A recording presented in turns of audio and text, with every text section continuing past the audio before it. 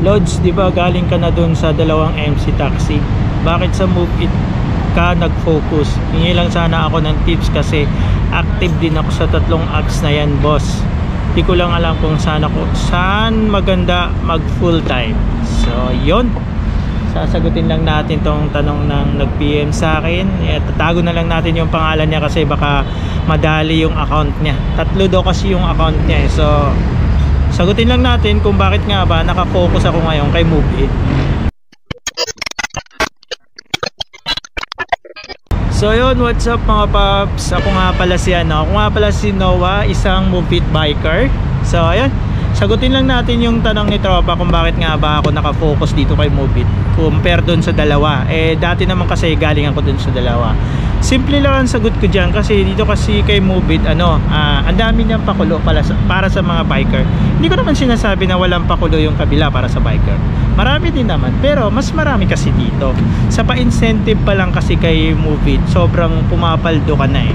Biruin mo yung incentive dito kay Move It. Sa isang linggo kung makukuha mo lahat yun, kung tatatarget mo lahat yun, mahigit 5,000 yung incentive ni Move It sa isang linggo lang kasi yung sa umaga 500, tapos yung tanghali 200, tapos yung hapon 350. So magkano lahat yun? 1,050. Monday to Thursday lang yun, 1,050 pesos Monday to Thursday. Kapag Friday, nag-iiba yun, nagiging 1,500 kasi 500 sa umaga, 300 sa tanghali, 700 naman sa hapon. Tapos yung Sabado at saka Linggo nagiging 400 lang buong araw kasi wala nang PM na incentive. So parang isang buong araw lang ang ang ibibiyahe mo, 22 rides lang, meron ka ng 400. Yun yung mga isa sa dahilan kung ba't ako nandito kay Move It. Tapos kay Move It, ang daming benefits katulad ng lahat libre.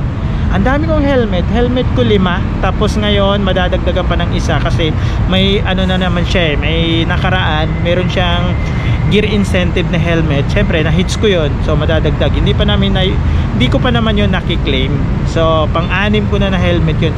Wala akong binayaran simula na nag-apply ako rito, kahit kusing walang lumabas sa akin. Tapos yung jersey ko ganto, yung gantong jersey 4 yung ganto ko, tapos yung may kulay dilaw dito isa. So sa madaling salita is may 5 akong jersey, kahit piso rin wala akong linabas. Ganun yung yun yung isa sa mga reason kaya nandito ako kay Move It. Tapos kay Move It, meron siyang mga tinatawag na yung gold, platinum, tapos alamat. May bago ngayon, yun yung alamat. Sa iba wala yun, pero yung kay Kasundo, alam ko meron na siyang yung tinatawag na yung tier niya is tagapagmana. So yung tagapagmana niya is katumbas ng platinum, katumbas ng alamat. Ang kaso nga lang kay Kasundo is 15% at saka may free 1.5 na top up pag na hits mo yung pang tagapagmana na rides.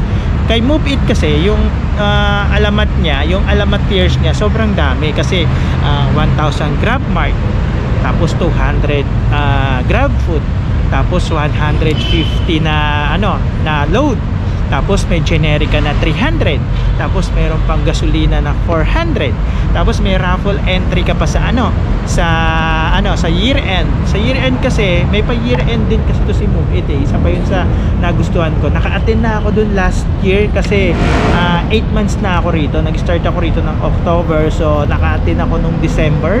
Hindi ako nagkakamali, December, November, mga ganon.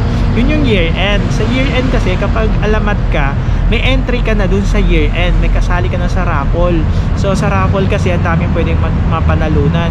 Common na yung mga ref, aircon, mga washing machine.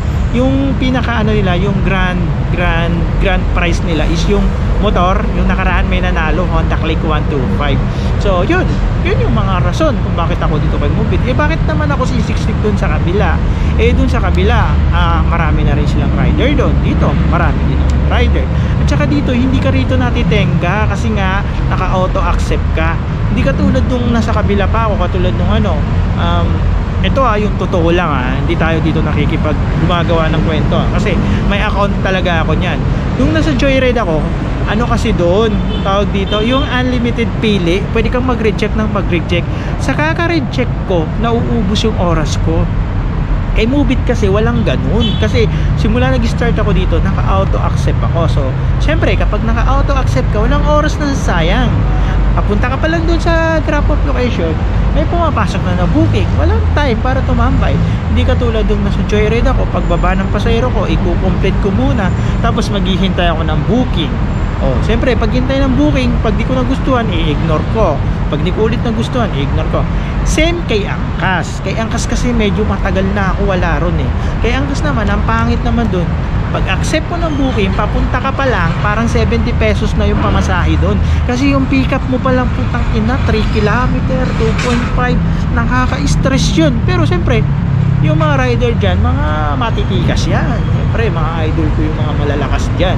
Pero karamihan kasi na malalakas dyan sa kanila, nandito na kay Move It. Karamihan lang naman sa mga malalakas dyan, mga member ng Gahaman eh, yung team Gahaman. Yan lang naman yung mga malalakas yan. Yun yung mga yun yung dahilan kung bakit ako kahit nandito kay Move It. Tapos kay Move It, siyempre may insurance. Oo, sa kabila may insurance din naman. Pare-pares lang naman yan, may mga insurance.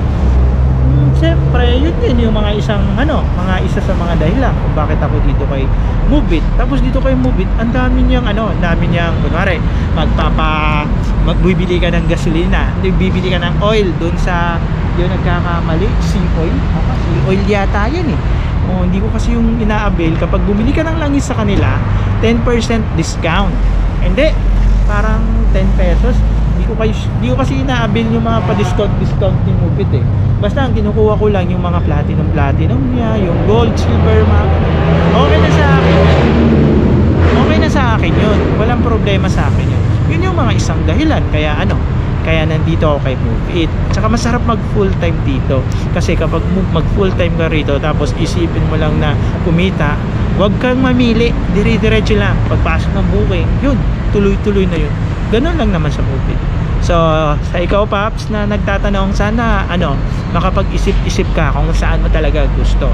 Pero kung gusto mong pagsalit-salitin yung yung tatlong application na yan, konting respeto lang na sana kapag ginamit mo si Angkas, huwag mo susutin yung helmet ni Joyride. Kung ginamit mo si Joyride, huwag mo susutin yung helmet ni Move It kasi ang pangit tingnan eh. Kumbaga sa gulay, parang chop suey, halo-halo, ganon. Hindi, pangit tingnan.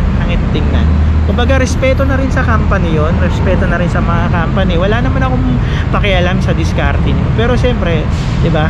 Respeto na lang talaga. So, hanggang dito na lang mga paps. Ingat kayo. Bye.